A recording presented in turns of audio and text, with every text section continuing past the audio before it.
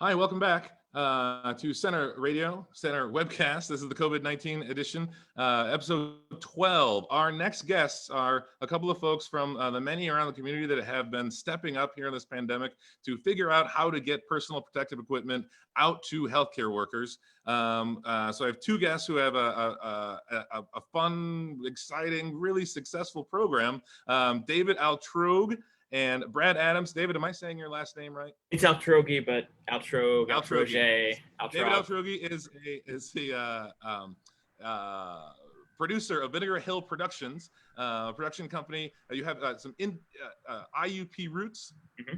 And I'm also joined by Brad Adams, who is a high school physics teacher at Homer Center High School. And involved in the community and a variety of things. So you guys, so tell me about it. Can one of you guys, so you have a project that's kind of been going all around. Maybe one of you guys can tell me, maybe Brad, tell me about how the thing started and what's been involved, and then and yeah, start there. It started pretty small. Can you hear me okay? Yep, here you go. Okay, it started pretty small. I was in meetings with some professors from IUP on a different project. This was Dr. Creeley, and then we slowly got in touch with an emergency room contact, Dr. Sturm at IRMC. And on the sidelines, I've been talking to this 3D printing class that I taught this year at Homer Center. I had about 15 students. And those kids kept saying, is there something we can do to help out? And as the project with IRMC moved forward, and IUP was involved, that's Dr. Creeley's from IUP as well. And as that started to move forward, we started to get the okay to move these 3D printers out of our school that we piloted this year. And our principal said, yeah, get them out, get them to the kids. So right then it was go time. They started printing. We started finding files that were appropriate, cleared them with the ER staff at IRMC, and started producing something. And then right then, not too long after, is when David and Rob jumped on board, and they called us up out of nowhere saying, hey, we know how to fundraise and we'll print with you. So it was this loose connection network of people across Indiana County all the way to Pittsburgh. And it really turned out being something that grew from the grassroots, ground up, people all across the county of Indiana, from all school districts, ICTC, we've got Seeds of Faith, Indiana School District, we've got Penns Manor, Marion Center, Blairsville just jumped on board, and Homer Center, of course, the kids from there. And it's just been beautiful seeing it, people reaching across the border saying, how can we help out? What can we do? So I just want to paint a clearer picture. So as an industrial technology teacher, you've got 3D printers in your high school. Correct. Yeah, we had lab. How many do you have? 13 of them. We started with 13 of them. 13 3D printers. And is that pretty typical among high schools in the region? They've got 1 or 2 or 3 or 13. 13 seems like a lot, I think. Right. We went with a different model. They're super cheap. They're Ender 3s and they cost $200. You have to set them up yourself, and user friendly, very user friendly. And so then you grab these, I've seen them too. There's these patterns for 3D printers home, and the students, did they take these things at their homes? How did they make these things happen? Right. So the 3D printers are sitting on their dining room tables, kitchen tables, somewhere in their basement, wherever they've got. It's about a 2-foot by 2-foot radius that they need. And the parents have been super supportive. Little brothers and sisters are jumping in. Everybody's feeding the thing. When it's done, they hit go again, and they're just cranking 5-6 of these out a day. How many have you made? Jared, I'll just go ahead. Go ahead, Brad. Okay. How many have we made? We've made over 1,000. The small group that I keep track of have cranked over 1,000 delivered. I was asking David earlier, like I was wondering how many his group has been delivering in a separate area. Yeah. So our group, our little contingent of this group is much smaller than Brad. So I am partnered with a guy in Pittsburgh named Rob Rusher, and then we have another printer here in town, and we're just trying to keep up with Brad. I mean, we're following Brad's lead, and we've gotten orders of our own, but we're going to start also just printing to meet the demands and the needs Brad has. So Brad is really the kind of genius behind this. I came along just to try to help raise funds for it because I don't know how to 3D print, but I know how to do GoFundMe. So I came along to just raise funds to give Brad and my friend in Pittsburgh just so they could have funds to buy the needed materials to make these. Because really, it's pretty cool. if you don't know what it is, they 3D print a band for the head, and you take essentially like an acetate that we used to use in school, like an overhead projector. There it is right there. And you just attach a little acetate, and it provides this mask. So you print the thing here, and then you just kind of you attach the there it is, the screen. right there. Yeah, you print the band. The kids print the band. It costs $1 to make per band. So I figured, hey, if we can raise money and get more printers, more materials to make these, like that was my little part. But Brad, I can't even keep up with Brad and his printers. Brad, you said we have 30 in Indiana County alone, and then a couple in Allegheny County, right? Who are printing kind of around the clock for this project. Right. Yes, and then there's a gentleman that I used to teach with. He's in Cumberland and York County, so he's starting a network of COVID Avengers out there. And there's one in Indianapolis too, right? The Indianapolis, Indiana, yeah. People I went to high school with. Yeah, so cool. And Westmoreland County got started up this week. And so these are all different ones that are donating to their local hospital, their local medical facility. Correct, but it's interesting. David, I just want to make sure to point out, your addition to the project seems to be related to some of the film work you've done. I'm looking at your bio, the Vinegar Hill Productions. You add some money to the project, which is the ability to bring some fundraising, which is important. Yeah, I mean, having made films for Netflix, Marriott, Google, Discovery, Microsoft, Procter & Gamble, Brown-Forman.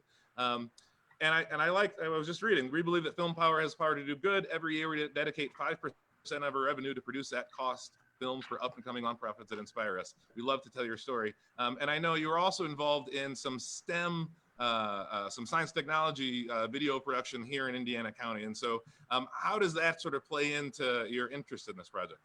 Yeah, so I mean, I was just really inspired, honestly, by what Brad and my friend Rob were doing. And at first I was kind of like, dang, like I wish I could do something. I felt a little helpless, probably like most of us. And so I just connected with my friend Rob, and we connected with Brad, and really I was like, I can do a GoFundMe, and I'm pretty good at bugging people for money for stuff. So that's like, I hope, if anything, the community just continues, and I know there's people all over, to find ways to help. Like I have a good friend who works at the ER. Ordering the doctor's pizzas is such a huge help. Like if you can't, ordering them. Brad on the COVID Avengers Facebook page, you can either donate, or Brad has an Amazon link where you can buy printing materials directly, and they'll ship to Brad. Go there. Like there are little things you can do. I mean, you can either donate to the GoFundMe, or you can just buy some materials directly from Amazon, and they'll go to Brad, and Brad will distribute them to the people printing. But like, it is, I think I've been, not to compare what we're going through to other times in history, but I was just inspired thinking about my grandparents and how they sort of were involved in sort of helping during World War II in just random ways. And I wanted to sort of just do anything I could to help these incredible individuals who are putting themselves at risk. And Brad is leading the way. I'm just adding my little 2 cents here to help Brad and the kids do what they do, which is really incredible. So let me ask Brad, what do you see? So this has gotten big. It's gotten really big. It's sort of broader than just the county, as multi-state. This pandemic won't last forever. Do you see this sort of, morphing into a long-term service project with schools in terms of using these three? Like, is this something you could see as a lesson, or this is something you'll build into curriculum? Yeah, this is a huge lesson. It's a great service learning project, and I feel like once we've made these connections, we're going to be able to utilize these networks of friends that we've gotten out. Like, I didn't know that you were a filmmaker until you called up and said, "Hey, I can raise money for you," which was great, because then he immediately sent 15 rolls of PLA. So using these network connections that we're building through this time, I think that we'll have a stronger community. We have more resources at hand. And I think that people are just going to be, feel better connected to not only those in your community, but those friends that you had in the past that you can hook up with for doing good. The people in Indianapolis, people in Cumberland County, and people in Westmoreland County, Pennsylvania, they're all people that I've either worked with before or went to high school with. So it's kind of that reconnection that you need right now, being isolated in your own house. it really makes things feel not so bad as well. Like David said, you're doing everything you can to help out the healthcare workers and people on the front line. Do kids get credit for the distance learning for making a printer? Do they get school credit for it? Oh yeah. So they're in this 3D printing class, and I put an assignment out there. But if they're one of the guys that are printing or one of the girls that are printing, I'm like, don't worry about the assignment. Just keep cranking away. Yep, that's awesome. Yeah, that's awesome. So I think that's fantastic, David. You're a filmmaker, and the story I think that we've heard a couple times from Mr. Stutzman as well, but the previous guest. There is a real story to be told out here about, I think, across the country, but definitely about this community coming together, communities coming together and making masks all over the place and making 3D printers making these visors all over the place, and having this happen. There's an analysis. Well, it would kind of be nice if all these folks already had enough of this equipment, right? Given that they don't. I think there's a story there. Yeah. I mean, look, it's I think obviously there's a lot of division in our country at this time, and there's a lot, even in this situation, unfortunately, there's so much division over the situation. But I hope, if anything, like it's at least for me a lesson that, like, if I want to see change, like, let's be a part of that change. Let's, like, rather than fight, let's just try to do good and try to help. Regardless, the COVID, this idea of the COVID Avengers is wherever you fall on the political spectrum, it doesn't matter. We can at least all agree that we want our medical workers to have what they need to continue to keep us safe. And that to me is very inspiring, that we can, if we can create something where even people who disagree are able to come together for a common good. And I hope there's more, and I know that's happening all over the country, and I hope that continues to happen in our county. And I hope, in all kinds of areas, we can say, like, let's just for a second put aside political, ideological differences and, like, just try to do some good together. Yeah. So where's the best way? I think Brandon had shared the Facebook. What's the best way to donate to if folks want to get involved or start their own COVID Avengers, or if they are indeed a high school physics teacher or anybody who has a 3D printer? Yes. How can they join or be a part of the COVID Avengers? Well, the best way to donate, there's two ways. You can either go to gofundme.com/COVID-Avengers. You can donate there. And all the money is going to be used to continue to buy supplies for Brad and our army of printers. Or you can go to the COVID Avengers Facebook page, and you can buy supplies directly from Amazon. Brad has links up there where you can buy supplies directly. And then, Brad, if someone wants to join, why don't you tell people how they can join and start printing with you and with us? If anybody I got a buddy who's got a 3D printer and he wants to do them. Okay, if anybody has the opportunity to use a 3D printer, some people are going out buying them, have never used them before, and they get up and running within a couple days. We have a couple files posted on this website right here under the file section. If you have a little bitty printer bed, like a 6x6, there's one version you can print, or you can print those things that hold your mask ties back in the back behind your head. And then the larger shield is also on there. It's called a 3-hole no text. If you go a little bit further down, yeah, the face shield 3-hole no text. If you've got an 8.5 by 8.5 or bigger print bed, it'll do that one. And all we do, really, I don't even know everybody that's printing in the county. I just get emails and texts. We've never had a meeting. They just said, hey, I've got 20 ready to go, whatever, I drop them off. So they drop them here at the front door. And we've got the spreadsheet, and we just ship them out. That's fantastic. That's awesome. That's awesome. Well, I thank you guys both taking time to chat with us today. Is there anything else you want to let our audience know about the project or overall what's happening here? Well, I'm just going to say it's a wonderful community and everybody's pitching in. It's completely a community supported project.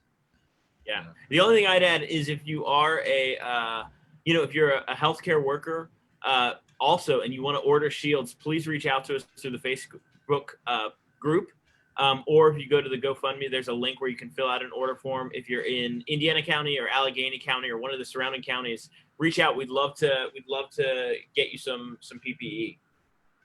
So not only if you want to donate, or if you also need, if you are a healthcare worker. If you need, I mean, ultimately that's more important than donations. Like, we want to get you these shields. So if you work at a nursing home, if you are a first responder, if you work in a hospital or an ER or, whatever, you're an EMT, please reach out to us. You can fill out that form, or you can reach out to us via the COVID Avengers Facebook page. But we'd really love to help you get some of these masks. Awesome. Well, thank you so much for coming, and maybe we'll invite you back in a couple of weeks and let us know how it goes. We'd love to be on. Thank you so much. You got to make a movie about Indiana. Who knows? David, Who knows? I am Mr. Indiana. I think Indiana is the greatest thing in the world. So I want everybody making documentary stories about this community, because I think it's just wonderful. So that's awesome. That's awesome. Awesome. Well, thanks for having us. Thanks, Joe. Thank you.